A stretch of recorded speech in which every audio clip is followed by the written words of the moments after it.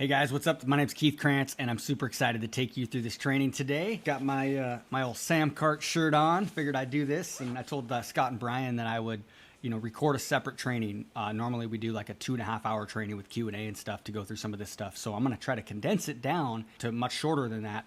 But I still have a lot of information, so bear with me. I'm going to be basically taking you through presentations, keynote slides. I'm going to be bouncing back and forth from Keynote to TikTok desktop, also to my app to be showing you videos, analytics, hashtag searches, all that kind of stuff. So we're going to be bouncing around quite a bit, so bear with me, take notes, and let's get into it. I'm going to be going through why TikTok, how to go viral on TikTok, hashtag formula that I use and recommend people use, specifically based on the volume of hashtags and what you're trying to go after. Best video types, best video styles that get more followers. Not just go viral, but get more followers. And there's something that's very important there that we're going to get into. It's actually easier to do and very important as the algorithm changes. So times to post, biggest mistakes, and really just in general, what I've learned after over 1.2 billion video views through Facebook, Instagram, YouTube, and TikTok over the last 12, 13 years or so. So who's this for? Creators, artists, influencers. So if you're somebody that has a message you want to get out there, or you want to make an impact, or you have art, musical art, any kind of art, brands, e-commerce businesses, digital product businesses, consultants and coaches, local and service-based businesses, all of the above. Maybe you're somebody that helps these types of people. This is for you today. So let's get into it. First, number one, TikTok is not just teenagers dancing and doing lip syncs and trending videos anymore. Not even close. Instagram started out as a pure photo sharing app. Facebook started out as a college gossip site, essentially, right? And look what it is now. TikTok started out as Musical.ly. That's what it was. And this is one of the reasons it's so cool, because you don't have to worry about, if you're making videos, the editing is simple because you don't have to find music and find royalty-free music, because guess what? That's part of the whole TikTok experience, is choosing their music, which is all royalty free and it's big names. Sometimes you can hack the music literally and just mute it in the background to help your video go viral more, even if you don't want background music. This is the current distribution of TikTok users based on age demographics. 25% 10 to 19, 22% 20 to 29, 21% 30 to 39, 20.3% 40 to 49, 11% 50 plus. And you got to realize that every month that goes by, this thing starts getting more heavily weighted to the right of this thing. And look at this, 40 to 49 it's literally 1% less than 30 to 39, which is 1% less than 20 to 29. And we know, we're on there, the older demographics, everything ages up. And the fastest growing by far is the 40 to 49 and up, and 50 plus. Right now, as I'm speaking, that's probably realistically, probably closer to 12, 13, 14%, honestly, because these stats are so lagging. Trending format and placements. What do you think Instagram Reels and YouTube Shorts are? They're copycats of TikTok. This is because that's the cool platform. So the other platforms are the old platforms, and they are trying to keep up. They're the restaurant that people are flowing out of and into TikTok. This is what's happening, and it's continually, it's only a matter of time. We're talking about months and years as this slowly moves over to TikTok, okay? We are still at the very beginning phases, and for me, it's a perfect time because it's this perfect scenario of a platform, and I'll get into this, that's maturing but not fully aged up yet. TikTok is actually, the algorithm itself is kind of crazy. It's like Facebook, Instagram, and YouTube combined almost. People think TikTok's like Instagram, social media platform, but realistically, it's actually more like YouTube, and it's a content consumption platform. So, for example, my son uses it when he's bored, right? We use Facebook, Instagram when we're bored, typically. We scroll it and we're kind of bored, we're looking around, want to be entertained. Typically, we'll use YouTube to be entertained or learn something, to watch longer form content. Well, he uses TikTok for both. He wants to go learn something about like pressure washing or airsoft guns or something like that. He goes and uses TikTok search. I use YouTube, which is crazy, right? So this is where it's all heading. So it's used for both. And guess what? On the ad side of things, which is my background, you can already run ads on TikTok, which is massive opportunity over the next few years as well. But they are now rolling out search ads.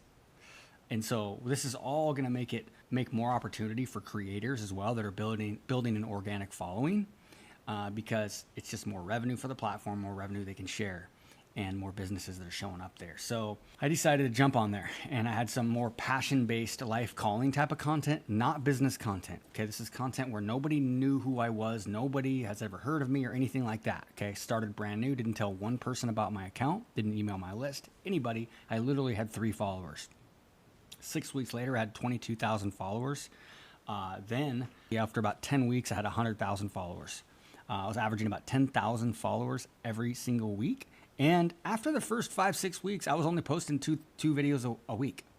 Okay, I started out with a little more than that, but more importantly, I'm using the frameworks that I'm going to be showing you guys today. And this is just on the right side. This is just a 60-day snapshot. 3.5 million views, 129,000 profile views, 277,000 likes, 6,800 comments, 37,000 shares. Not doing 3 videos a day. We're talking 3 videos a week.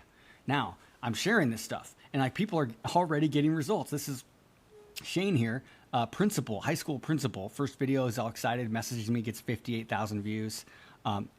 Next day, after my, I think module 1 of my mini course that we have, like a little 5 module course that we're selling for pretty cheap. And so he's part of that. And so 58,000 views. Then he's like, yeah, more organic views than 10 years on Facebook. I keep hearing this over and over from people. More than 10 years on Facebook, more than 10 years on YouTube in like 2 weeks or 2 months. And so it's pretty cool. Then next day, a few days later, 1.8 million views. 407, let's go to this so I can use my pointer. 1.8 million views. That's that video that had 58,000. And then a few days later, another one, 400,000 views. Okay. Josh Orion, he was bummed out. His first 22 videos just were not getting any traction. And then I told him, you gotta get better at your hooks, your style. You gotta bring in your storytelling. You gotta just up your game a little bit more. And it's only a matter of time. Kept learning, kept putting out some more videos, and now it's starting to take off. He's got his first video that's got 100,000 views, by the way. This is like a 10,000 view video, but a few days later, he's got, let's see, this one here, I think has 100,000 maybe. Maybe not, but he's got one there. He's building his followers. And he used to be excited with 400 views. Now he gets excited when he gets 4,000 views. Same with Kyle Roush, who's in our coaching program. I was excited to share this. He had 1,200 followers, and he was like, dude, same thing, more than 10 years on YouTube in like 3 weeks on TikTok. Now he's got 10,000 followers, and same thing. His expectations went from being excited with 300 views to now being excited when he gets 3 or 4 or 5,000 views on a video. And it just opens up so many opportunities.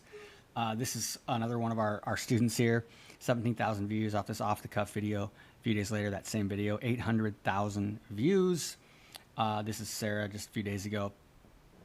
She's like, I've had over 3 videos this week, do over 10,000 views and nearly up to 7,000 followers thanks to your help with these sessions. I do these like little mini coaching sessions every Friday for folks that are in our little course. My background is unique. I don't come from the organic social media background.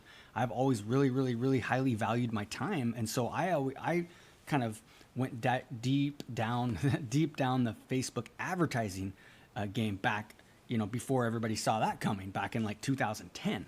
I'm the author of the best-selling book of all time on Facebook advertising here. This is the 3rd edition. I wrote the 2nd edition, 3rd edition, co-authored with Perry Marshall, but I wrote 95% of both books. Over the years, we've spent over $400 million now with clients. Okay, that's coaching clients and agency done for you clients. It doesn't include all of our students all over the world. So we've done this a lot, and most importantly, all these different industries. Okay, these are literally clients that I've either managed their ads or coached them on their ads or their funnels. From Frank Kern to Mind Valley, Jack Canfield, Dean Graziosi, all these people, JJ Virgin, Todd Herman, in all these e-commerce, Organifi, BioTrust Nutrition, Survival Life, helping Brian for a while. So I love working with these kind of people because I get to learn as well from amazing marketers and business owners. So, and all these local service-based businesses as well, music, fiction, best-selling fiction authors. Okay, so we've been doing this for a long time. My kind of specialty in the whole ad game, though, is what we now call the everlasting ad. I call it the everlasting ad because if you put the time and energy into creating one good ad, one good video ad that builds goodwill, builds brand awareness, and also what we call turn strangers into customers. You spend $1,000 and you can get at least $1,100 back every day from your ad spend. So when you're spending clients' money, you're spending your own money. We run our own ads for our own funnels. You've got to have your stuff dialed in. And what most people don't realize in the ad world is that 95% of your success depends on your creative and your offer. Running ads, the ad platform, that's easy. All these guys are all teaching all this supposedly ninja stuff. Most of it's hogwash. The algorithms are so good now, it's all about creative. So like this is Sarah excited because her one good ad created, $9,000 a month recurring revenue out of thin air, essentially, right? Kimberly Jimenez, super excited. Her one ad gone from 275 members to 900 members. That's $99 a month. Ryan here, we did $1 million last month from Facebook ads, and they're just absolutely crushing it. Okay, so we've been doing this a long time. I'm telling you this because I come from a unique background, and I'm trying to instill my knowledge. Like I'm not the organic guru. I'm just not. I never have been. So this is a new world for me. But I think that, if you bear with me, I am not going to be your most perfect, well-structured. I'm going to sell you a $2,000 course, and I'm going to give you all the foundational things. What I'm going to tell you today is actually why this is important. It is a big opportunity. We've got to get through that right now. But also the elements that really, if you're somebody that has not as much time like me, you have a business, you have a lot of things you're trying to build, then you want to be a lot more productive with that and create stuff that has a chance to really last and be evergreen, then I think you are in the right place. I'm going to show you some pretty cool stuff. So, from running Frank Kern's ads, coaching him, Mind Valley for years, helping them blow up their brand, Kevin Rogers, starting the podcast, launching the podcast with Digital Marketer, perpetual traffic for the first 3 years, then leaving that after 3 years. Organifi, running their ads for years. Peng Joon, also, him coming out to one of our events. I learned from these guys as well. This is running our viral video ad here. We both ran for different ads for our own accounts. JJ Virgin, Todd Brown. And then, learning from people like Frank Oz, who is Yoda, played Yoda in all the Star Wars and any future ones, co-created the Muppets here. And I got a lot of coaching from actually his wife, Victoria LeBaum, on storytelling and presenting. And I got to spend some time in New York with a small group, 4, 5, 6 of us, a few different times. And learning from people like that, you start to integrate some of this storytelling in these short form formats. It just gives you a leg up on so many other people. Okay, this is John here talking about $100,000 client from one video ad. A video ad here that costs $0. It's just proof of the principles you share. Got to tell a damn story and hit the emotions. Okay, so anyways, like I said, my perspective is unique here, but I took that and I jumped into TikTok and I said, hey, let's see what happens. And it is working, and not only for me, but for several other people right now. So it's pretty cool. It is a huge opportunity. It's really kind of like Facebook 2010, but better. Both the ad side as well as the organic. What we have here is literally a once in 12-year opportunity. When this will happen again, I don't know. But like I said, we have a platform that it's a mature platform now, but it's not fully aged up yet. We still have millions of people that are going to come on this platform.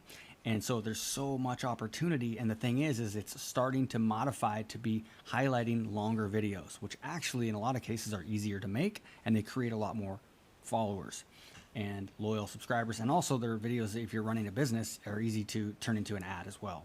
Guys like Gary Vee talking about whether you're an e-commerce business or you're selling big B2B software or something like that, you should be going all in on TikTok. Right now, I don't know how much time we have left, but it's getting more difficult, but there's also more eyeballs. So it might not be as easy to make a video take off as it was a year ago. It's going to be way harder a year from now. I'll tell you that right now.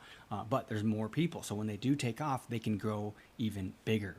And so the cool thing is that it has a unique situation where it actually puts new accounts on the same playing field as big influencers and people with large followings. Because what the algorithm does is it takes each individual video and it stands on its own. So unlike Instagram and YouTube, Facebook, where if you don't have a lot of followers already, it's really difficult to stand out because a lot of the algorithm is weighted towards your followers.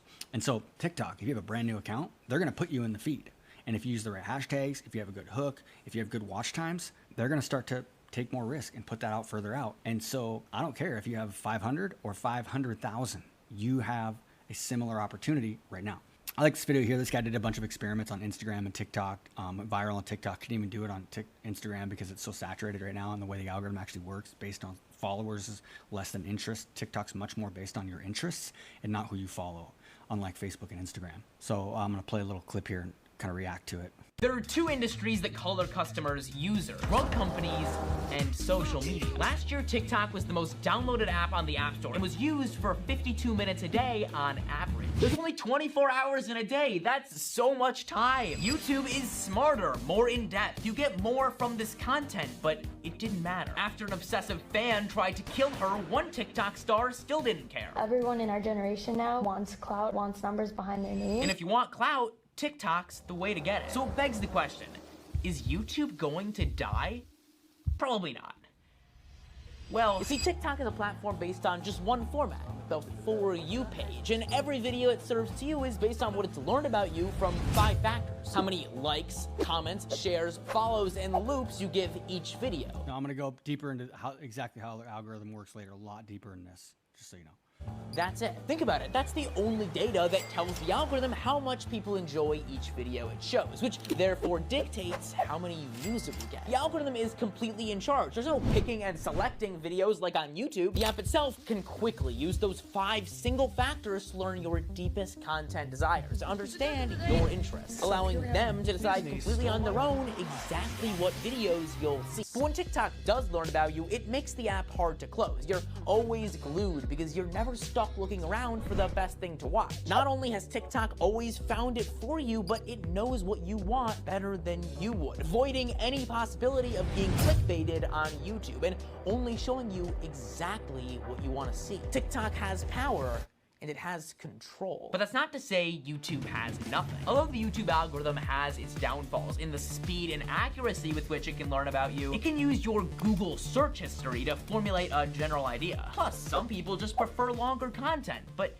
do you really though? The average TikTok user spends 52 minutes a day on the app, while the average YouTube user spends just 11 minutes and 24 seconds. The difference is that TikTok is continuous. There's no searching, so exiting the app is difficult but invites you to rejoin the fun. It's why the average time the app is open in one sitting is just 10 minutes and 51 seconds, meaning that 52-minute average is reached through 4 to 5 repeated openings throughout the day. But the algorithm we've covered before is just a sliver of what seals the deal over YouTube. There are thousands of tiny things that keep people glued, starting with this.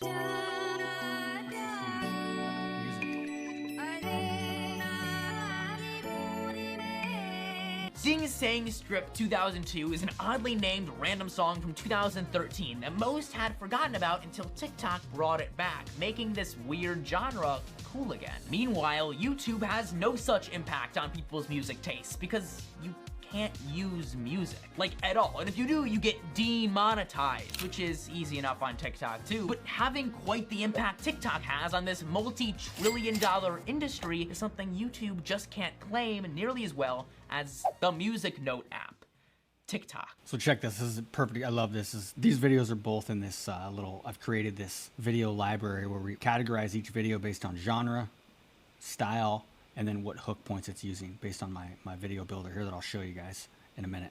This isn't one of my students, it's just a video I found. Start this month, see where you'll be next year. So in this video, I'm gonna show you how much 12 months on TikTok changed my life. Here. Are you ready? Here we go.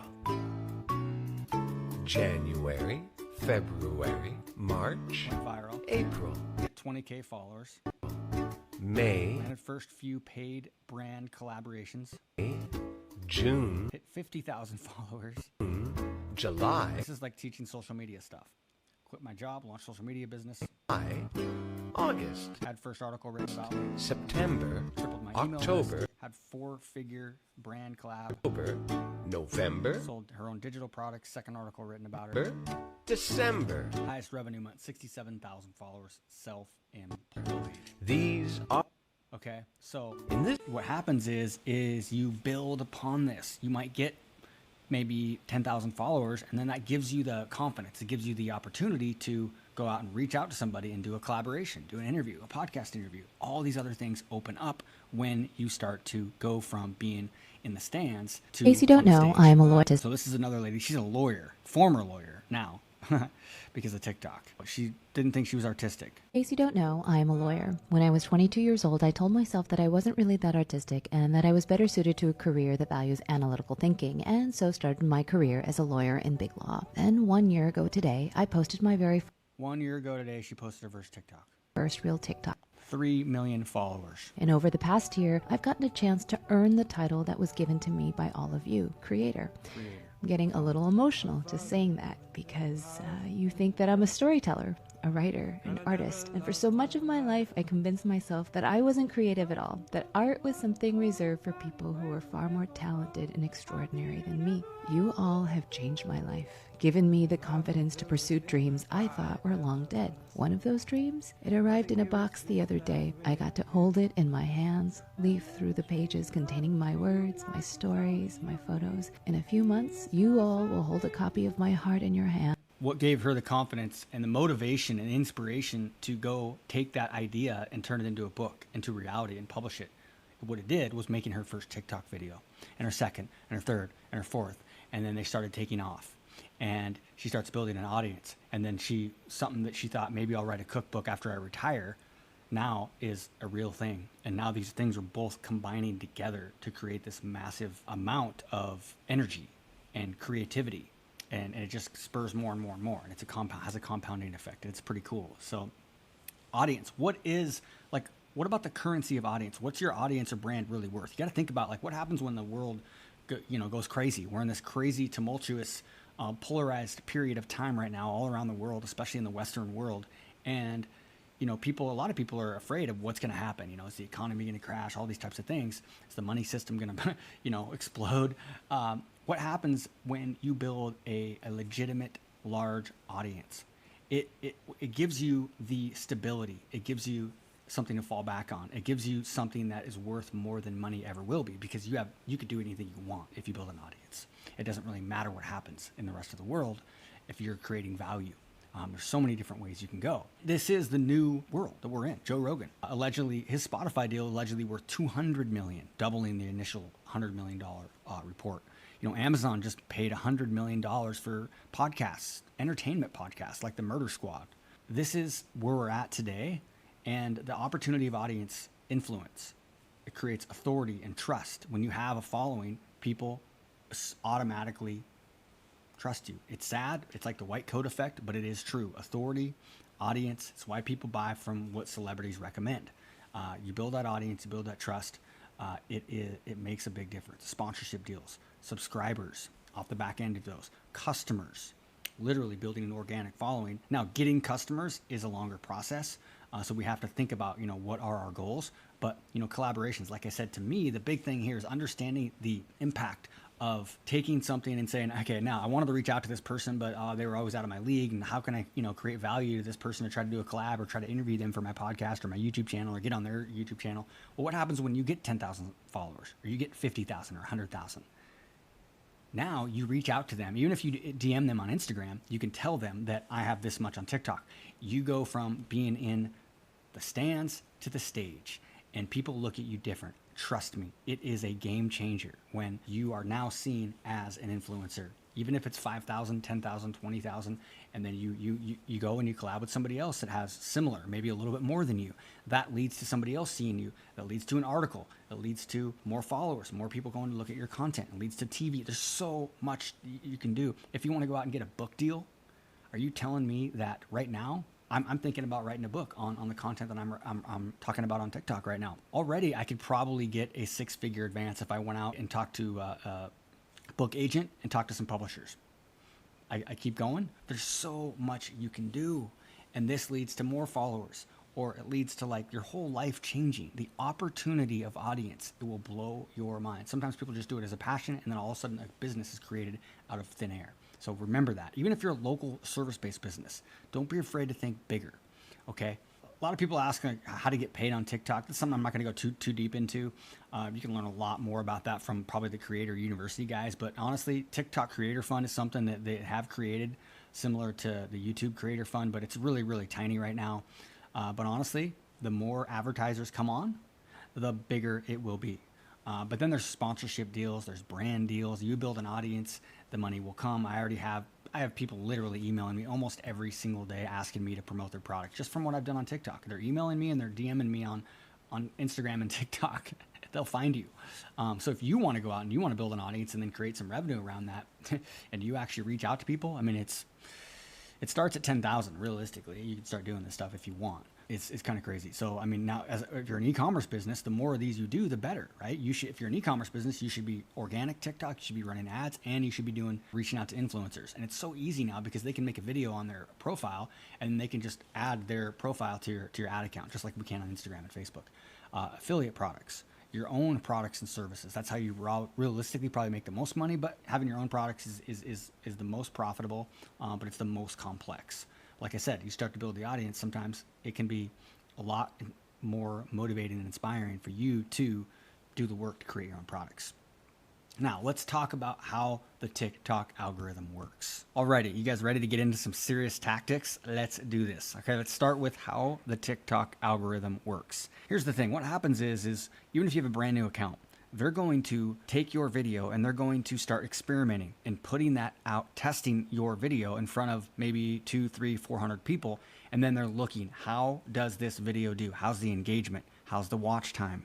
And if it does well, it starts to go out to a wider audience, maybe another 3,000 people. Now, how are they choosing these 300 people or these 3,000 people? These initial audiences, if you already have a following, they're going to start with people that follow you and also cold audiences based on the content of the video, so they can read. If you're talking in it, the algorithm is reading those words. That's why they can create subtitles so quickly. They are using the description.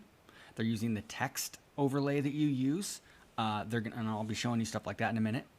They're also using the hashtags that you put in there to decide on who those first few people are that they put your video in front of, which is why you want to have optimal hashtags, descriptions, and what you're actually saying matters a lot more than most people realize. So if it starts to do okay, and I'll get into the metrics here in a minute, they might put it out to another 30,000. If your watch times are good, your engagements are good, guess what they do now? They're putting it out to more and more people. Now, the wider it goes, the less the hashtags matter. The more it's based off of the performance of the video. If it does well and it goes out to more people, and then if you got something super viral, it will go out to 30 plus million people, 100 million people. Now, this whole process sometimes can take just a few hours. You'll see sometimes a video go viral and you'll know within 5-6 hours if this thing's going to take off. But sometimes it takes a few days, especially if you don't have a lot of content on your profile or if something's happening in popular culture. This is how YouTube is. YouTube has a lot of delayed reaction with videos. You might make several videos for the first 6 months and nothing really happens, and then one actually takes off, and then all of a sudden some of your previous videos start to take off because your YouTube channel has more authority within the algorithm. And then that combined with something happening in popular culture, maybe you did a video about racism and there's something going on with Black Lives Matter or something like that you did a year ago, that video goes viral. Maybe it's during a holiday or something like that. And so this is what will happen. Now, TikTok, there is a big evergreen effect here as well. At this point, I don't think it's as big as YouTube, but it seems like it's getting more and more that way, which is a great thing for you and me because it just makes the effort you're putting in now well worth it long term. It's more of an investment. Your content just doesn't fade away like it does on Facebook and Instagram. So what the algorithm wants. It wants watch time and engagement. Those are the big two things. A lot of people talk about post time. What's the best time to post? There's a lot of YouTube videos about this. I've watched tons of YouTube videos, hundreds of YouTube videos. I've bought several courses. And then like I said, I've taken my experience from the last 12 years to create this sort of method that I'm using to have success on TikTok. Like I said, it's not the best thing ever, but I'm taking a lot of experience, but I've also learned from a lot of people out there, and I think you should as well. And I think that a lot of the stuff out there about post time is a little bit overrated. A lot of people say if you've created a lot of videos, go back and look and see what your videos, what time they were posted, which of your best videos, what time they were posted. And the problem with that methodology is that your best videos were probably your best videos, like the creative, the hook, that had the highest watch time, had the highest engagement. So the time that you post probably had nothing to do with it. That being said, if you're going to choose something, it seems to me like mid-morning to late afternoon is a great time to post. I try to post around 9 to 11 my time. I'm in Pacific time, or 2 to 6 p.m. Pacific time if I can, because it's a great time all throughout the U.S. The thing is, though, people, over the years, to all my background with all the different software that was created, like Buffer and all these different social posting apps that people created, it's like you figure out the best time to post, and then you start automatically posting your whatever, whether it's a tweet or a Facebook post or an Instagram post. And then as soon as somebody decides to, I'm going to get creative, or I got lazy and I just posted something at 1 a.m., which is like supposedly the worst time because there's less people on there. And then a week, 24 hours later, they look at their stats and like, wow, that was one of my best posts. Well, because maybe it was posted at a time where, yeah, there's less people on, but there's also less competition. So sometimes these off times can actually benefit you. So I think it's something you should just pay attention to, but take with a grain of salt. Now, the people, which is who you're making videos for on the platform, they want to be entertained, educated, and inspired. And these really are the big three. Do you have to have all three of these in one video? No, most of my videos are not very entertaining. Sometimes they're inspiring or they're educating, and I'm using storytelling. Now in general, storytelling is entertaining. So the more you can use storytelling within your teaching or whatever you're doing, the better your videos are going to be. Okay, so now let's get back down into some of the nuances here. The most important metrics, these are listed in order of importance. Number 1 is watch time. Number 2 is shares, saves, follows, comments, and likes. Now, these are all pretty close, but number 1 is watch time. We're going to do everything we can do to increase watch time, from having a great hook to building in curiosity to having things like motion to grab their attention. But that's really just going to get their attention. What we want them to stay. So when you have a really good hook or something that builds in some curiosity, or you let them know, sort of like you start with the end, or you pull a clip out from the end or something like that, what it does is a lot of times that really good hook gives you the time to now elaborate and really teach something specific, whether it's a recipe or it's an exercise to relieve pain or a stretch, or it's just a story that you want to tell. If you hook them in, a lot of times I'll do a video and then I'll record an intro, like a 15-second intro, to really hook them in. It gives me time to build up to tell the story. These things are important. Now, as you'll see when I get into the app, that some videos have higher watch time percentages than others, and they do well. Some videos have lower watch times, but they have high engagement. And so that makes up for the lower watch time. So it's not all watch time, even though that's the number 1 factor. These other ones are gonna come into play, which I'm gonna show you. Now, before I do that, let's go through the completion time goals. So what I've came up with here is some ranges here. So if you have a video that's, say, real short, like 0 to 7 second, then you're probably going to need that to be your average watch time to be 160% or more. If it's 8 to 15 seconds, then you probably need to be at least 100% or more watch time. What's that mean? Well, if your video's 15 seconds and your average watch time is 15 seconds, then it's 100%, right? If your average watch time is 20 seconds, then that's like 125%. So that's why at the 0 to 7 seconds here, I put 160 seconds. That means, you want your average watch time to be 10, 11, 12 seconds to be able to compete with the short videos. Now that's the most competitive segment here. The short videos is the most competitive, and it's going to give you the lowest percentage of followers. And the algorithm is shifting more towards longer content. So I'm recommending most of my students to not do the shorter videos unless that's something that you want to do and you enjoy. And I'll play a video from a TikTok employee in just a minute here talking about this exact thing. And she's basically said what I've been preaching and teaching on my weekly calls on my coaching program the last like 6 weeks. And I saw this video 2 days ago, and I was so excited to see this because it was like, I told you guys. Anyways, 16 to 30 seconds. Probably around 75%. So, if your video is 30 seconds, then your average watch time may be around 21, 22, 23%, or 22, 23 seconds. 31 to 60 seconds, maybe 50% watch time. 1 to 2 minutes, now we're talking about 40%. So if you have a 2-minute video, then if you have a 50-second average watch time, that's good. You're not going to get 50, 75% watch times when you start to get into the longer time frames. So 2 to 3 minutes, 28 to 35% is what you should expect for a really good video. Okay, for something that has a chance to really take off and get, tens of thousands of views. Let me show you what I mean. Let's go online here. All right, so I'm going to go side by side here so you can sort of see here. So if I click into a video here, this video of mine has 1.4 million views, 112,000 likes, 2,100 comments, 7,700 shares. So the time here is 89 seconds. So it's a minute and a half. Okay.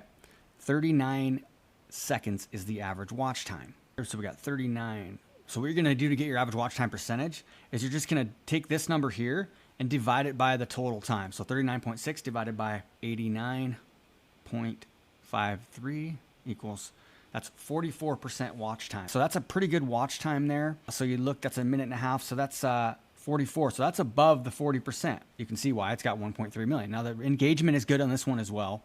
Down here, For You, so 93% of the views were from the For You page. And then 11% watched full video. That's also very high. I've got some videos that have a high watch time, maybe a higher watch time, but a lower full video percentage. So it's kind of interesting. So let's look at another. So this one here has 559,180 seconds. So it's exactly 3 minutes. So we got 47 seconds average watch time. So let's just go 47.6 divided by 180. So we got 26%. Look at that. That's way lower. So this is 3 minutes, but it's also longer, right? So what I say, 28 to 35% is the average watch time we want to be at. Now I'm at the 3 minute point, so I'm going to be at the lower range, but I'm still a little under that, but it still did well. Watched full video, 11%. That's good. I mean, that's pretty dang good for a full 3 minute video to watch the full video. So this is another good one, 317,000, 14%. So this one's really high, 69. We'll go to that one in a minute. A young woman who was born. Let's find one that doesn't do quite as well. Jeff Tolley takes 21%. Dang. So this was a part 2. So 69. I'm surprised this one actually didn't do better. For average watch time, 69 seconds, 21% full video. So this one has a much higher watch time, not as many views. Also, if you look at the views here, 38% personal profile, 34% following, 28% For You. So if you look at this video here, this one isn't really accurate to compare to those other two, because this one was, a lot of the views here were shown, they came from my existing followers. So you have to take all these metrics into case here. Yes, it has high watch time and all these numbers are high on this one, but the reason why is because I did this one off, after some other videos were going viral. And so if I could drill down into this right here and look at the numbers of just the people that were in the For You page, I can guarantee that the average watch time is a lot lower, okay? If you're brand new, the percentages here that I have are pretty accurate, okay? Because this video, I'm sure if it was just the cold traffic here, my average watch time was not 69 seconds. It was probably closer to 50 seconds or 45 seconds for cold traffic. But my followers are going to watch it way longer. And so these numbers are going to be skewed. So the more followers you get, you got to look at these things here. So for me to get the zone life, some of the videos earlier on, right? There's another one that's a shorter one, that 82% For You, 11% personal, and it's a shorter video they don't usually do, but 22 divided by 34. So this one has about 64%. So if it's in that range here, right? It's a 34-second one, so it's right in that range, what I was saying.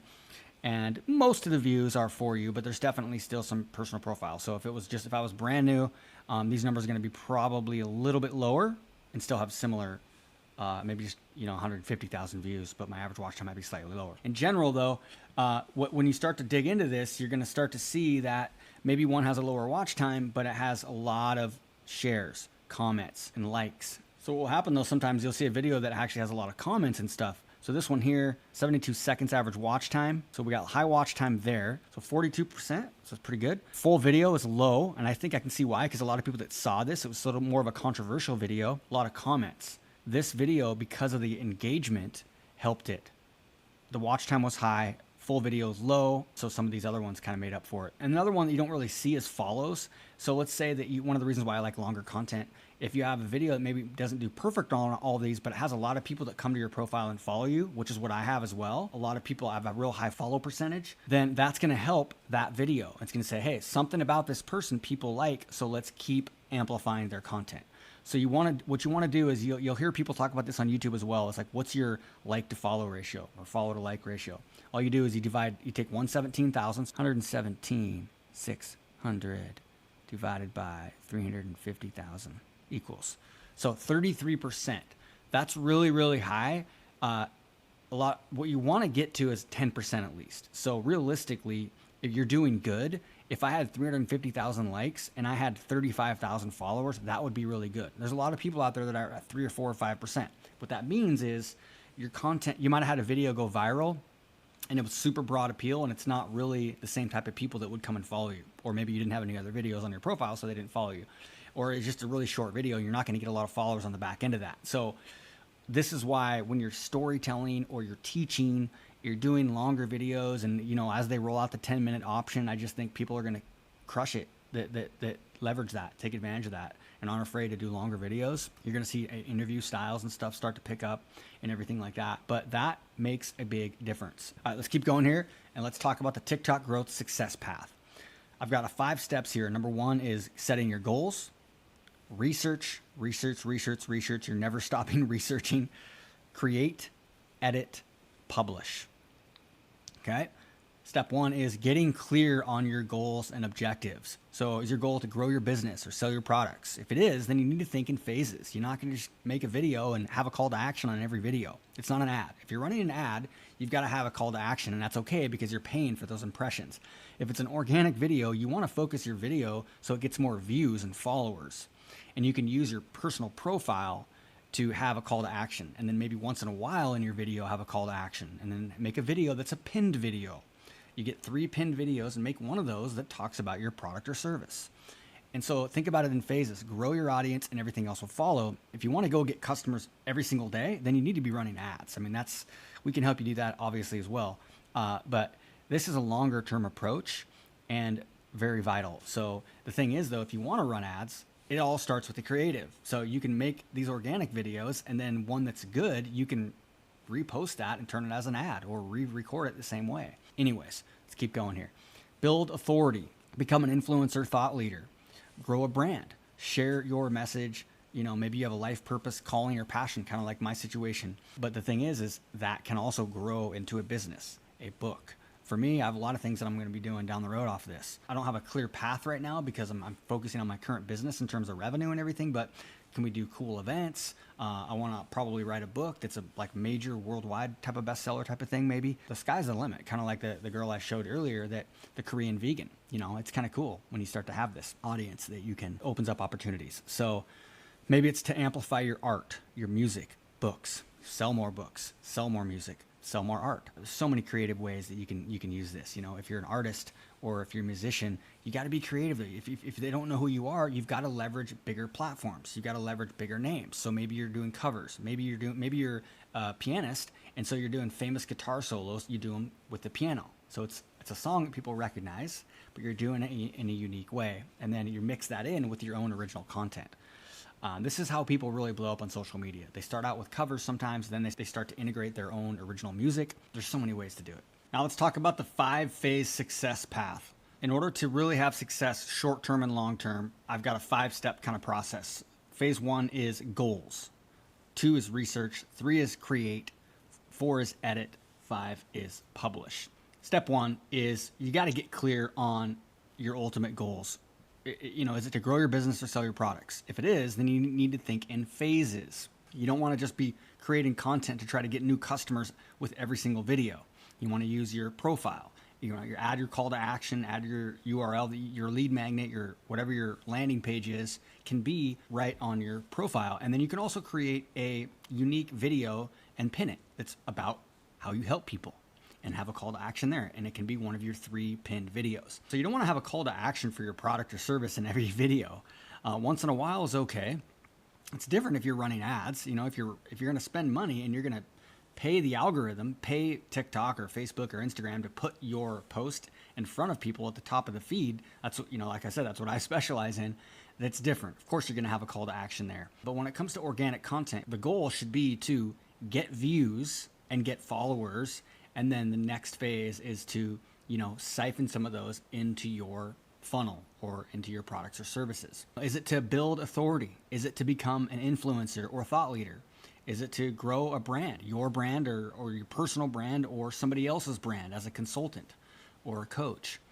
Is it to share your message, your life purpose, calling, passion, which can obviously lead to something bigger and a business maybe? That's kind of where I'm at. It's my content on TikTok right now. I have created another TikTok profile. I haven't made any posts yet, but that's more for business content and this type of content. So if I want to do that, that's going to be a separate TikTok profile. If it is about your life purpose or calling, that can obviously lead to a business or a project. Like for me, I might be doing really cool events. Maybe one of my goals is to write a mainstream broad appeal, like, New York Times best-selling book in a few years.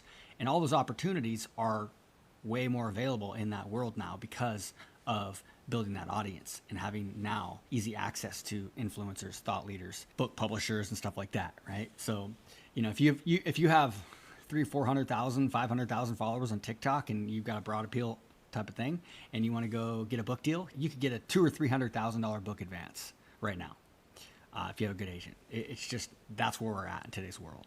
And do they care how many people are on your email list and all those things? Absolutely. But really, it's funny. They actually look at your social media following more than they look at those other factors, which we know to generate revenue, you need that email list. But anyway, something to think about.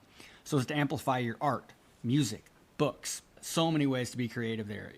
What I tell people if they're a musician, if you have your original music, if you don't have much of an audience yet, you've got to be creative. You got to do things like maybe you're doing cover songs. Maybe you're a pianist and you're playing famous guitar solos or guitar riffs as a pianist. So you're playing the piano, or you're just songs, recognized songs, world famous songs that you're playing with the piano, or any instrument. These are creative things that you can do to leverage other popular culture or names or thought leaders.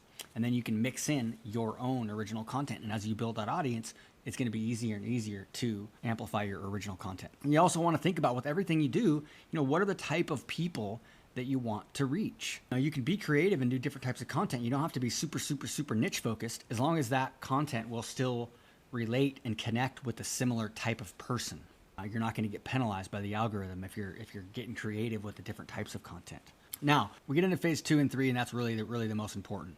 Research is everything. You want to be searching for creators, searching for hashtags, searching for hooks, topics, ideas, and styles, and then just going down lots and lots of rabbit holes. This is what it looks like. You might do a search, like let's say home workouts for women or something like that. And then you're going to search for hashtags. You're going to be looking for big opportunities, like what's the volume of likes in those results? And I'll show you what I mean in a second here. And then you're going to drill down.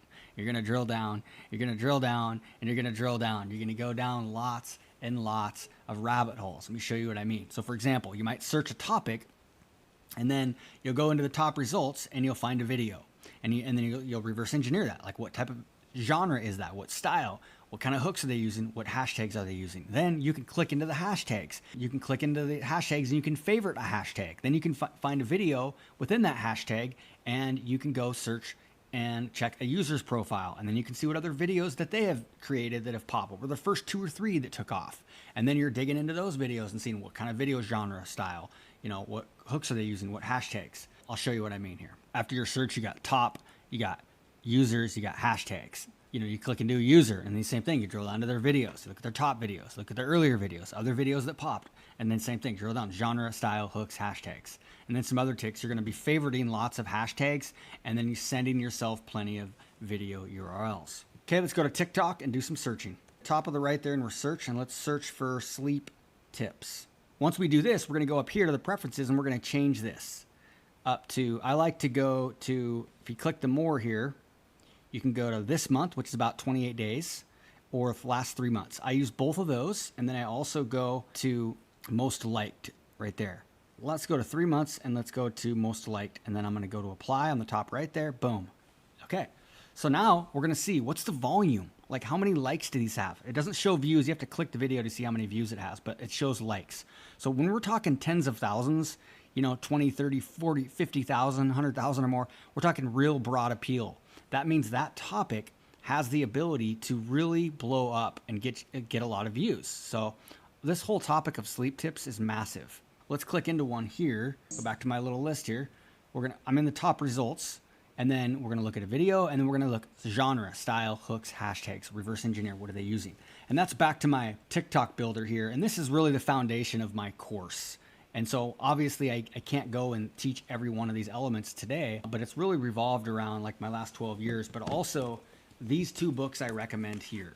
Made to Stick by Chip and Dan Heath. I've read this book 4 or 5 times doing this program. I reread this one and this one twice. This is called Contagious, why things catch on, why things go viral. These have been huge elements for me to create good ads, but obviously for this stuff. And so it's like taking the best of the best that's the most appropriate for TikTok videos or Instagram Reels or YouTube Shorts. They're all the same style, okay? So essentially what you're doing here is you're looking, what's the genre? I'll get into this more in a little bit. Most of them, if you're an entrepreneur, the ones we're going to mostly use are these top two, but maybe this one here as well. And then the style, you know, is it a face to camera? Is it a narrative voiceover? Is it an acting one? One person, two character, you know? And then we have what hook elements are they using? So in my library example, what I do is when we get good videos, we label them. So like this one here, is a protein cookie healthier than a cheeseburger? And I'll get into more of this in a little bit. I'm just gonna kind of get so much hate for this. It won't make sense if I don't mention it right now. This is an awesome video with 20 million views, and it's a valuable tips tutorial. It's face to camera style, health and wellness, and then debunk common belief is the primary hook. Mystery curiosity is another one. Aha moment is a lot of these have this one here. This is the most common. Those are the main ones there. Go back to this here, and we're trying to just kind of, you don't have to label all these while you're doing your research. Initially, you're just trying to like pay as much attention as you can to these. Okay, so let's go back to TikTok, and we're looking at it. And so this is an interesting one. This is on our list too. This is on my. This has a lot of emotion going on with the baby there. She's demonstrating, but she's also giving an aha moment. You know, it's just a great video. And at the end, it's like boom. It's very soothing too. It's kind of hypnotic, but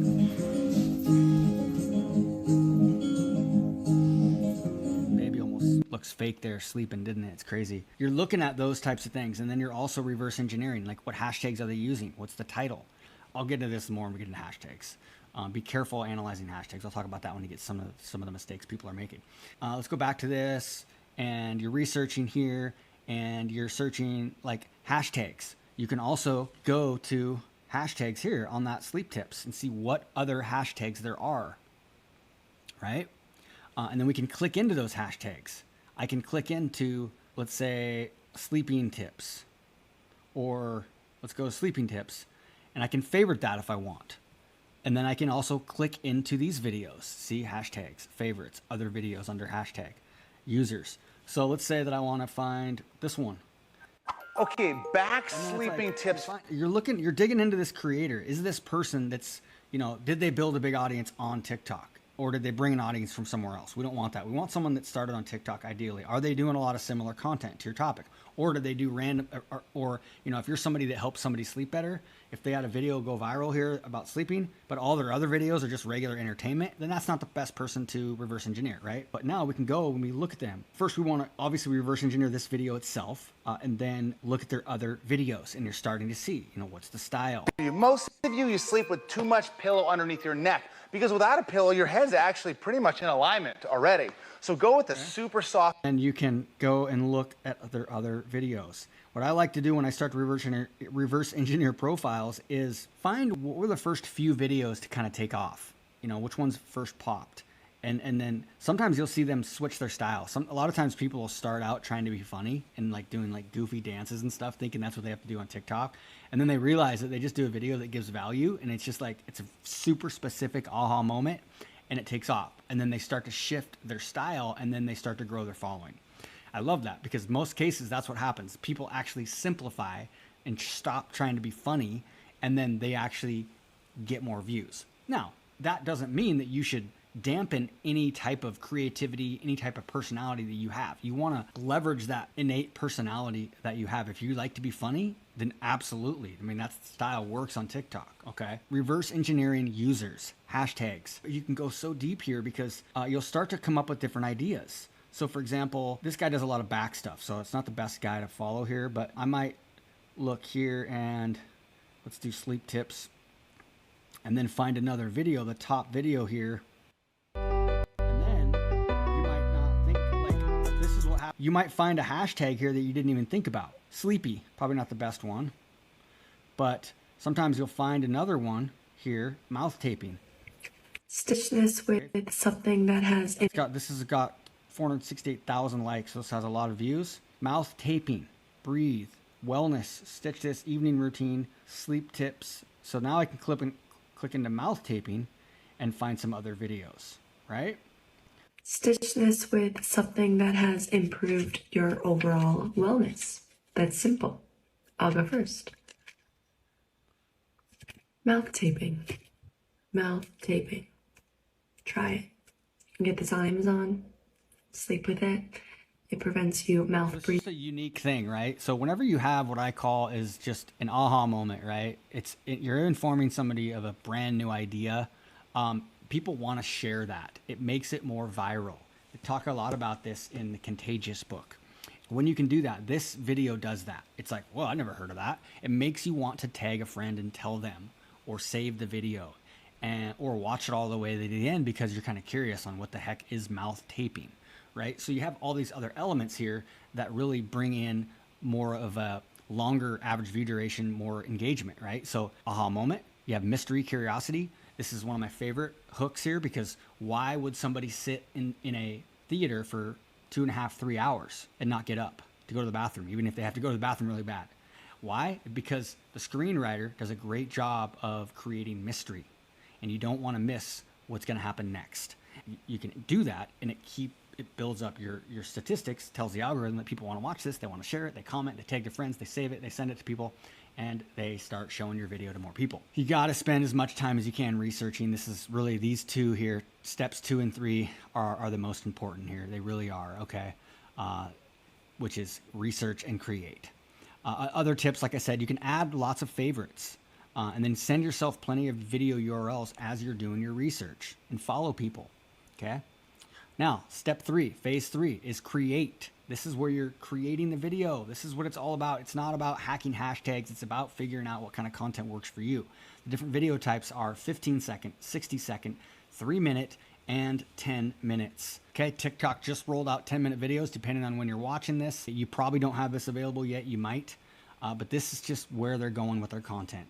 Okay, back to my general philosophy. Simple videos that give tactical value or tell a story work so well and build more followers, okay? Instead of the one-hit wonder videos that go viral and don't create a loyal following that are hard to repeat. Crazy thing is I wrote this bullet point like 8 weeks ago when I first created this like presentation for these webinars I've been doing. And I saw this video 2 days ago that I'm gonna play for you from an employee at TikTok. So let's play that video. I've got the URL here. It's just added it literally. It's crazy. Welcome to video 5 of how to make a career out of content creation. Today we're talking about building a following versus a community and why you shouldn't be creating content with the goal of going viral. If you don't know me, hi, I'm Bianca. I'm 24 years old and I work at TikTok as a brand partnerships manager, meaning I consult with big brands on their marketing campaigns and their creator partnerships. If you're looking to build a platform on TikTok that you can monetize, your main goal should be to build a community. That means an audience of loyal followers that you've established trust and a relationship with and are really engaged with who you are as a person. And now we all know that, right? But where I like this video is because in a second here, she gets into the type of videos that build community. So like for me, for example, one of the reasons why my follower ratio is so high is not because I'm good at like commenting to people and doing TikTok lives and really connecting with my audience. I'm actually horrible at that because my time is so limited. I haven't even been making any videos this month because I've been working with some private clients and moving and stuff like that. And so the type of content that I'm doing, the storytelling, the value, okay, the longer form, that's what's attracting the followers. It's not like if I was doing both, I would even have more followers. So I'm not saying you shouldn't be, build community in terms of like commenting, engaging in lives. What I'm saying though, mostly what she's talking about here as she gets into the video and a little longer is about the type of video you're doing.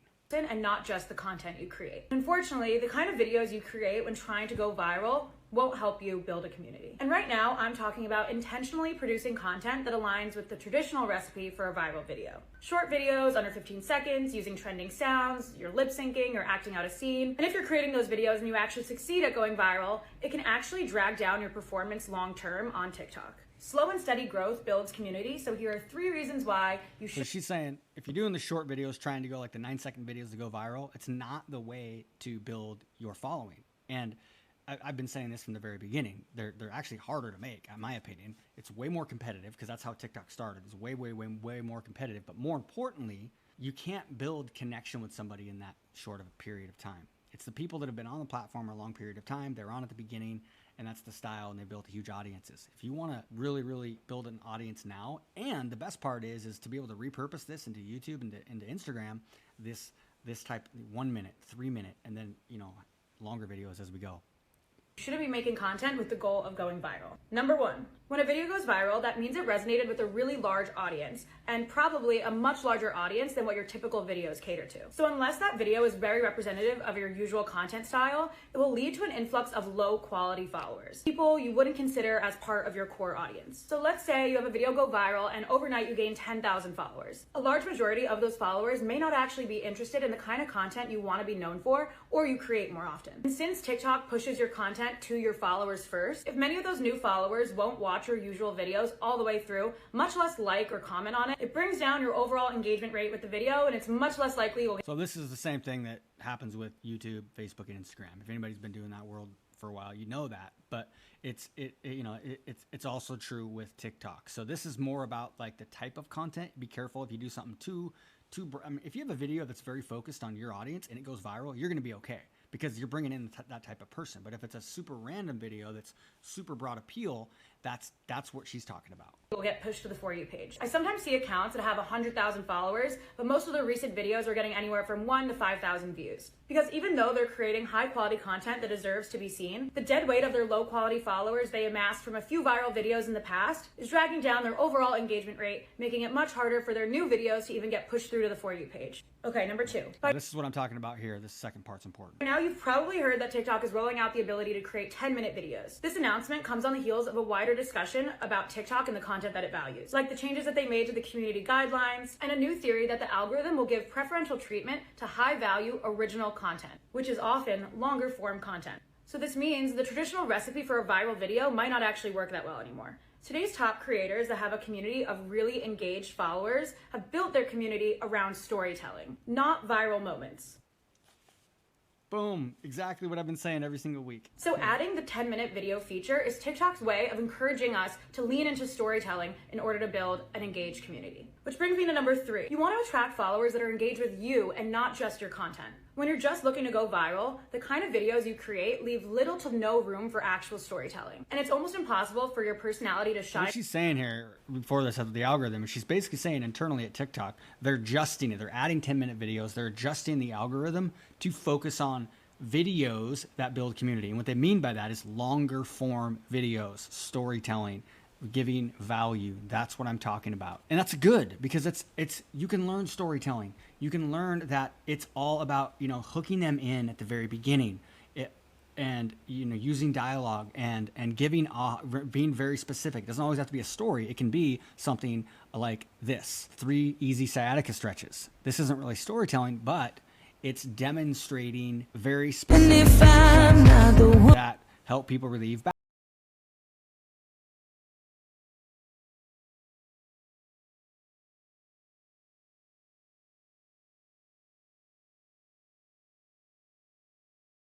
$39,000 views. This one here is a little more storytelling. I'm gonna get so much hate for this.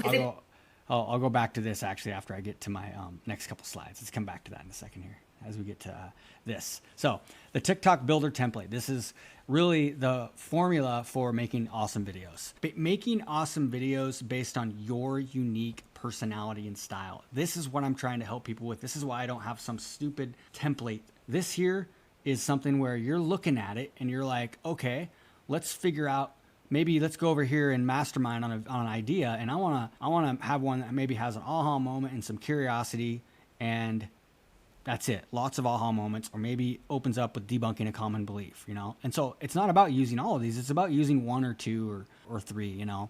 Some of my favorites here are demonstrate, debunk common belief, aha moment, mystery. Okay, but we got to start from the beginning here. Now, initially, what you want to do is you want to choose one genre. So it might be valuable tips tutorial. So most of my videos are most of mine are stories actually, mixed in with some valuable tips tutorials. Other people, it's going to be more of these. Like, let's say you're a brand and you're an e-commerce brand, and you might have stuff where you're a health and wellness brand, and you might give a recipe, right? Or like a type of food to eat to get better sleep or to have more energy. And then your next video might be a story, an inspiring story of somebody who changed their life by eating better, lost weight, got the love of their life, got a new job, had more energy, you know what I mean? So you could mix and match. That's what I do. Some of mine, I'm like teaching an actual muscle testing technique. Another one is a story, literally me reading the transcript from a book. You know, usually it's one or the other. So you might have a video that's valuable tips, and then sometimes it's just inspirational quote, super simple. And sometimes if you're not inspired, you can just mix these in, like a short video, and I'll show you what I mean. This guy right here, all his video, now he's starting to go a little longer, I noticed, his last videos, but tell my mistakes to me, not to others. Because my mistakes are to be corrected by me and not by anyone else. That's it. So if you go to his profile here, I did a video like this too, and it did pretty well actually. So he's got 700,000 now. Last time I showed him, I think he had 600,000. If you go back to the beginning, you'll see where he was doing a certain style, and then he started shifting, and a couple of his videos started doing well, and then he just went with it. And every video now is essentially like this. 4 things to say to yourself every day. Usually, most of them were like 15 seconds. Now they're starting to be a little longer, like 30 seconds. This one is 1.3 million, and it's not playing, so that's all right. But that's most of what he's doing. Now, it's like, well, he's not giving any value. You know, it's just inspirational stuff. Okay, he has 723,000 followers. Right now, if he wants to write a book about something, he has a gigantic audience. He can get a big publishing deal, $300,000 book advance. Guess what happens now when you have a big book deal with a big publisher? You have connections to big, gigantic podcasts. So now you go on this interview tour to promote your book. And then you start to connect with all these big, huge influencers that have gigantic podcasts because you're writing a book with this big publisher and you have this audience. So it just starts to compound into something bigger. And everything that I just said, you don't have to wait until you have 700,000. Or he could not write a book. He could launch a really cool podcast, an interview style. And guess what? Does he even have to do that on YouTube now? Yeah, could. But guess what? TikTok, you're going to start seeing more of that because I can do a joint live interview, and it can be a 2.5-hour interview. And then we can edit that up now into smaller bits. Instead of 3 minutes or less, now we can do 10-minute segments. I can have a good video editor that can find and mine for gold. And I teach a lot of this in my more in-depth trainings. I'll take a video and I'll be like, this is how you take this one video and turn it into 3 or 4 really good ones. Or this 2-minute video that's okay, and find different elements of that are even better. And we're gonna change the order around and pull this segment like minute and a half in and make that at the beginning. If you start to do this, and this is why I really encourage people to edit their own videos, even if it's just basic editing. That's what I do. If you want to have fancy editing, you can send it out to somebody else. But by doing some of that yourself, you're focused on figuring out what content to cut. So my point is, though, he could do a interview style, launch a big interview business, and all of a sudden now he's connecting with bigger influencers, and this leads to all these other cool projects. He could sell products as an affiliate.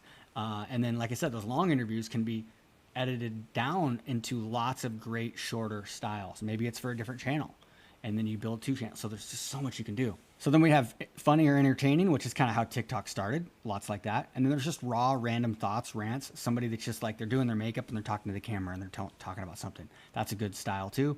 And then trending content or current events, that's about political topics or something, or just this trending style, the TikTok, like a lip sync that's going viral. You can do that as well. That's harder to do. That's why it's a different color here. Okay, then there's the style. You want to figure out what's style for you. Most of my videos are just face to camera. But a lot of what people will do is they'll do the voiceover. And then you don't even have to worry about talking to the camera. You can record later right through TikTok, or you can just have music or have the computer generated voice. You see people do that a lot. It's just because they're not performers. And so then there's the hybrid, what I've done. Like if you look at my channel here, so this one here is what I kind of call a hybrid, where you're using other people's content. You see a lot of great YouTubers do this, a young woman who was born blind and has never seen anything her entire life. So this is a YouTube video that I found. I downloaded it using, there's different tools you can use, but I use Airy, I think. Yeah, I use Airy. It's just like, I don't know, it's $10 or something like that. You just take the URL, copy it, and paste it, and you can download it right to your computer. So this life, no colors, no shadows, no black, no light, nothing. Has a near-death experience and sees for the very first time. A lot of people. So now I'm taking her clip, right? So I'm talking and then I'm playing the clip. Back to me, back to that. And that's another way to create content. You can't just take content and upload the whole thing. You're violating fair use policy. But if you're using part of the content, part of your content, then that is okay with fair use policy. That's what I call kind of hybrid. Then there's the just screen recording your phone or your computer. One person, two characters. So you see a lot of this. It's hard. These are harder to make, but this is one here. There are two types of ADHD anger. Hey, so I may have borrowed your car last night, got drunk, and smashed it into your garage. Oh, that's pretty intense. Don't worry, man. We'll take care of it. Hey, man. Looks like you're kind of struggling there. You need some help? Yeah, I could use some help. Maybe you could help me nail this into your head. Yeah, I'm sorry, man. I meant, can you just hold this here for me real quick? There are two types of ADHD anger. Right? Hey, so I mean... And then another one of his videos that I have on here is right here. And it's just first one that we did. It's like that one person, two character here. And I would consider that a story, really. And then he's also, you know, he's giving value there. He's showing you something, but it's really more entertainment. And then he's demonstrating what it's like to be ADD, right? Now, this next one is a little bit more traditional here, but he's mixing and match. So right here, this is just pure aha moments, pure value. Disorders you all get the most confused about. So what the hell do I have? Is it ADHD, borderline personality disorder, or bipolar? Let's clear the air once and for all. Let's start with bipolar. This is a mood disorder similar to depression. However, you also have these elevated episodes. Just listing them out. What a lot of people do is they do the same style of video and they'll just use music. Or you could literally be cooking right now and with music in the background and then using the text to teach. And that's like a captivating visual, right? Or you could be playing with your dog. And then the rest of this video could be going, and then your opening that he just did there would have to be done with text overlay. Okay, that's just another style, and it works well with TikTok. Okay, would this also work as an ad with a call to action? Absolutely. Like if you had a call to action to this with, hey, go watch this free webinar on how to figure out how to overcome these things, this would kill it as an ad. The fact that it's got 1.3 million organic views. Okay, so that one has just tons of aha moments, right? He's listing here. Hold on, let's skip to the end so you can kind of see what it looks like. So by the end, he's got this list of all these three, right? It's kind of small, but he's doing it himself. He's not outsourcing it to some video editor on Upwork. It's got aha moments here. He's not really debunking a common belief, which is one of my favorites. A little bit of mystery there, but that's about it. One of my favorites is debunking common belief, and that's that first one that I teased you guys earlier. This one here. I'm gonna get so much hate for this. Is a protein cookie healthier than a McDonald's cheeseburger? Just like before, we're gonna look at the entire cookie and the entire cheeseburger, because in all honesty, who's eating half a cookie? And when they advertise 16 grams of protein, they're referring to the whole cookie. Okay? First up, calories, you've got 400. So you got mystery here. Big time mystery, right? But it's also debunking a common belief right out of the gate. And then it's also aha moments, right? Okay, by the time she gets to the end of it, she's listing this. And so you've got practical value for sure, informing you of like a new idea. You didn't even think, oh my gosh, right? You're debunking a common belief that the cheeseburger is actually healthier than the protein, supposedly healthy cookie, right? And then you've got mystery and curiosity. You want to know which one wins right at the beginning. And that's about it. There's a little bit of benefit and desire there because people want to be healthy, so they want to watch this maybe, as well. So really, it's all about figuring out what format is best for you and then experimenting. And the more you can see great examples, the better. And getting with the group that can really help you out here. So hashtags and hooks, craft your story, tutorial, or demonstration. Use a great hook. Give an aha moment. Use compelling text overlay. That's really going to hook them in. You can use text to do that and then use optimal hashtags. The text overlay is this. So let's say I'm going to do a video. Testing 1, 2, 3. You got to watch this video because it's so awesome. I'm going to do a video. Test next. Actually, the way they do it now, it's up here. I'm going to do a video. Testing 1, 2, 3. You got to watch this video because it's so awesome.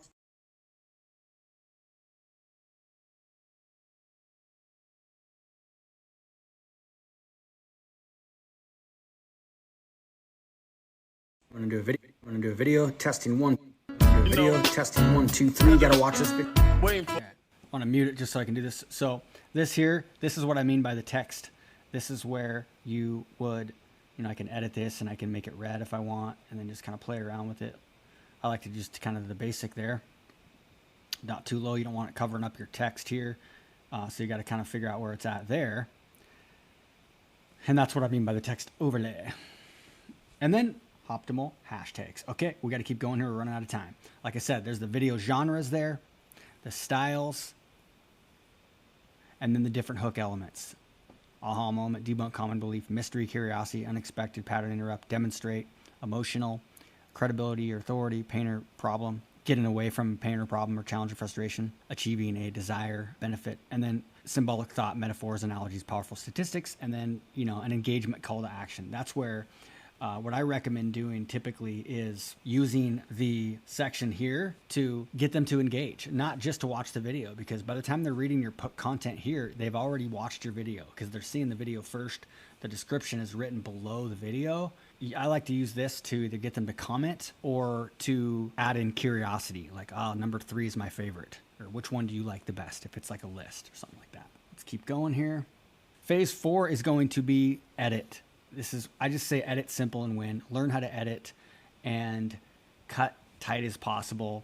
Don't overthink it. But more importantly, going through your videos and finding, is there a segment? Is there like a 10-second segment towards the end that you can bring in and edit back to the beginning to hook them in? Or is it a story that kind of builds? And so maybe you make your video and then you have to re-record an opening. And I've done that before with some of mine. I hook them in. I record it. I've already done it, edited, it's done. And then I go and I record an opening hook to really pull them in. And then publish is really all about hashtags. I call this publish and grow. Okay, so you're growing your followers, your views, your knowledge, and mostly your knowledge and experience here. Don't worry if your video doesn't do well, because you're learning. Every video that you do, the better you get. You don't realize how bad I naturally am at video. When I first started making videos, I was so bad, it was so embarrassing that somebody had the idea. It's like, maybe you should like swing a golf club and make videos. So this is like 10 years ago. And then I went out, I kind of lived by this sort of golf course community, and I put the camera on a tripod. This is like 2010. And then I would just swing a club. I'd just swing it back and forth, like practicing. And then I would shoot my video about something totally different. And all of a sudden, it just got me out of my head. And it was like, oh my gosh, it was such a crazy. That's why some of those makeup videos work so well, because they're using their phone as a mirror, their camera as a mirror, and they're just doing their makeup and they're telling a story about something else. It's not like makeup tutorial, but they're just talking about something and telling a story. And because they're doing their makeup, it gets them out of their head. And you're not overthinking it, and you can relax a little bit. And that's why the walk and talk videos can work so well, okay? But also, after I started getting more practice and reps in, I didn't have to swing the golf club anymore, because I started getting more comfortable and getting better. And that's what happens when you start to build a skill. If you look at these screenshots here, you'll kind of, a couple other things. Sometimes we'll use a bonus hashtag there as a sticker. We want to use that text overlay as the headline or the hook. And then sometimes we'll use the description there as an engagement call to action. Make sure you read number 2 before on a number 1 pick. That gets them to, in this case, it's more of a curiosity call to action, but sometimes it's an engagement, like on the one on the right here. What do you think he says? Get them to comment. And then I use a kind of a curiosity hook as well.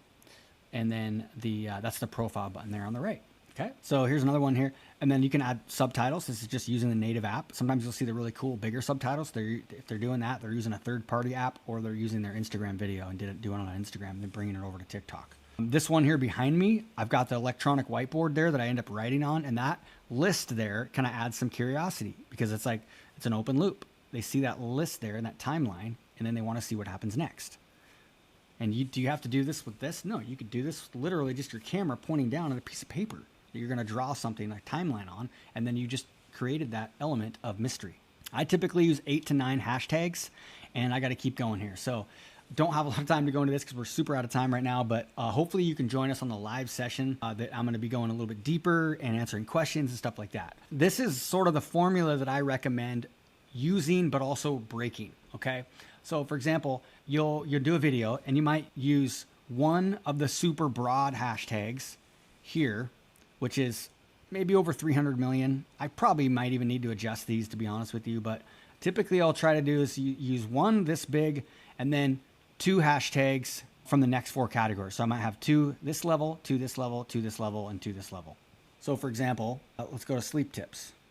Sleep tips. So that's got 172 million. That's pretty big. I mean, in my case, it's large. So we're going to use sleep tips. Now, you can't really, you can search a little bit, when you type here, but really the way to, a lot of the researching stuff I was doing earlier is a way to search for hashtags as well. So I'm going to save this as a draft. I can go back to the search and go to sleep tips, but I can go here and I can go to hashtags. So now I can sort of see some other hashtags. But when you do that research phase, you're going to click into other videos and you'll come up with other ideas, more ideas that come out than just what show up with this search here. Newborn sleep tips, right? Click into that video. Please tell me I am not. There we go. So I've got like newborn sleep tips, learn on TikTok, TikTok partner. These aren't the best. Newborn care though, you know, that might come up with some ideas there.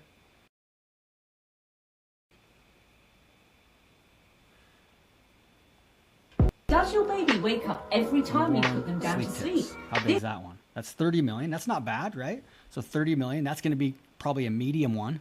So what happens is these smaller hashtags are going to be less competitive, but not as many views. So when you're newer, you want to make sure and have a lot of these smaller ones here, and that's going to help you with your initial views. But then you want to make sure and have, sometimes I'll have 2 super broad. I won't always have just one of these. Sometimes I'll have 3 of these and 2 of these. Sometimes I'll have 2 or 3 of these and 1 of these.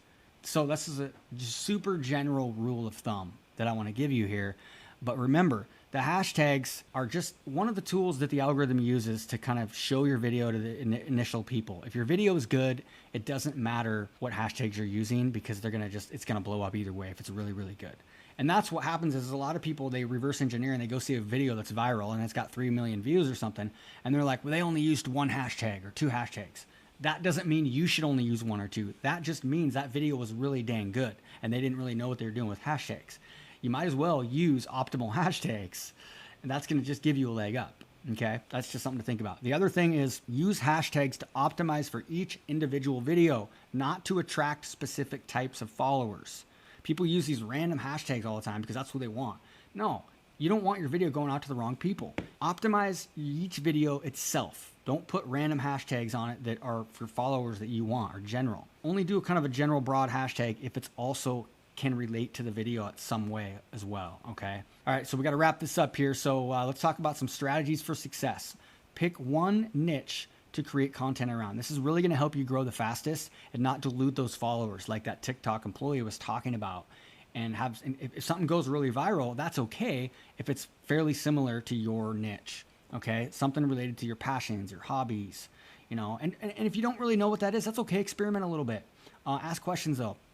Okay, so, and then, you know, think about what do you have authority, mastery, or knowledge in? Remember, in the land of the blind, the one-eyed man is king, or the one-eyed woman is king. Everybody thinks they don't know enough, but if you take people along the journey, even if you let them know you're learning something yourself, then you will relate to people. If you wait too long until you have so much authority, sometimes you forget the basics and you can't even relate to people anymore. So don't worry about it and just start creating. Research, research, research. Follow 20 to 30 creators. Pick the top 3 to 5 people. Follow them.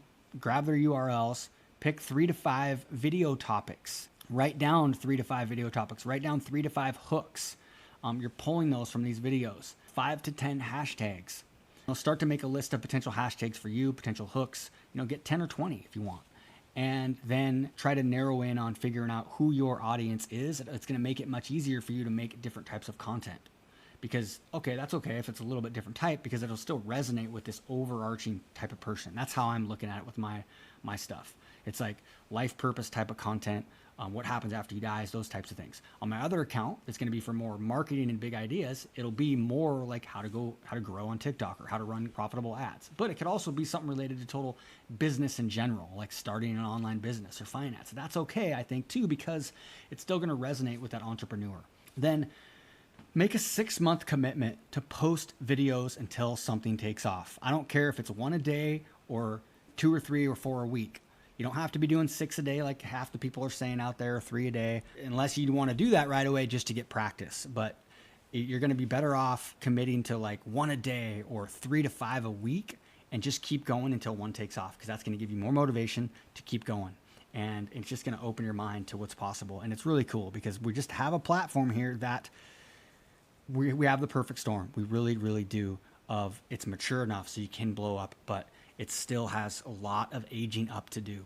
There's still millions tens of millions of people that are going to be coming onto this platform more consistently in the older demographic over the next 4 to 5 to 6 years. But really, it's this next 12 to 14 months that we have to really still be able to stand out and grow really quickly without it being so ultra competitive. So I really, really recommend you jumping in and, you know, taking what you learned today and just picking a topic, picking a style. When in doubt, if you're teaching stuff, you know, narrow in on that one specific thing, that one tactic, that one exercise. And hit me up, you know, like if you want to, I'd really love it. If you want to go deeper, we'll make sure you guys can have access to a link to join our program. I've got like, I think a couple options now where you can just get the course only, or ideally you can come in and you can get the Friday calls where I'm doing. You come in and you come on the Friday calls where I'm literally critiquing your specific videos or your niche, other videos, and it's really where the magic happens. So I recommend doing that. Coming on the live session that we're going to do with Sam Cart and Creator U. Absolutely, if you're not a member in that level already, join it because it's going to be awesome.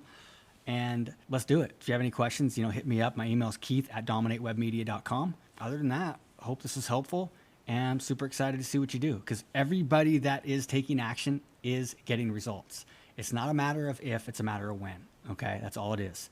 And just figuring out like how to make a better hook. And you will once you get to practice. All right, other than that, I got to wrap this up, and hopefully I'll see your video in my feed.